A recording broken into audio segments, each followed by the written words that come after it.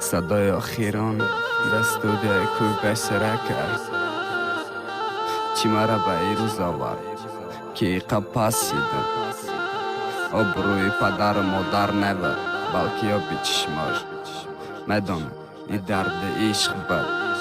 روزای بد نگفتم برگرد جانم من خاکی تای پاد میشم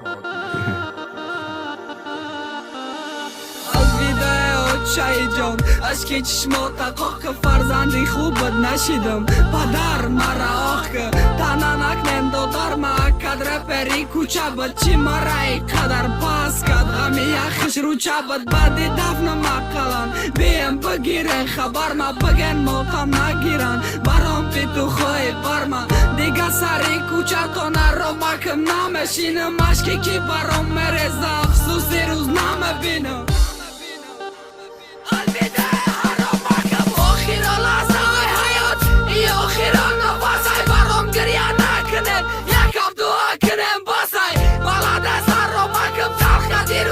شیرین ما درونی کفانی صفت بچالدنم بیو بین ما بیو برام گریه که اقلن آخیره بردکتی پرنت برابا مرا بران مزار مشتاقم گریه ها تلک نمدانم خستن پرنم یک دقیقه هر رو مکم برم بستا دستاش بالای دستم بینه گریه که دستای ایقا کارای کدش مونکی پشای موشی دستای با دیدنم که میوی فرحند جشنی جارم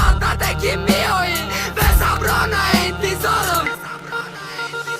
گفتم میایی روی قبرم ملاف چند واجب مخزا پش بگفتم کاره مکنم دشمنم برام عشق رزا دکبو میستادم بین خوارم گریه کدسته یا دروغم بگرم رو شخصیه کدسته یا دروغم بگرم رو شخصیه کدسته با رفتم ای برد یا کدن چی فایده مرده بچی دادا کفانه شد کدن چی فایده وقت بالای قبرم خواند و دستان رزی با مرده دست پاشا گریه کدن چی فایده زدنی دیز رسیده رنگی تک تکی ساعت دیگه کتی و پیتو دیده نمشم نراحت دیگه چنی من بخدا دوست نمه داره هیچ که دیگه با چشم گریان نمگو برگر ولیش که بجای ربانم که خزانه اوجا بهار نست روی خبرم بخونی دل نویسن و گناهگار نزدن 10 سالی حیاتم هر یک ساعت غنیمت بود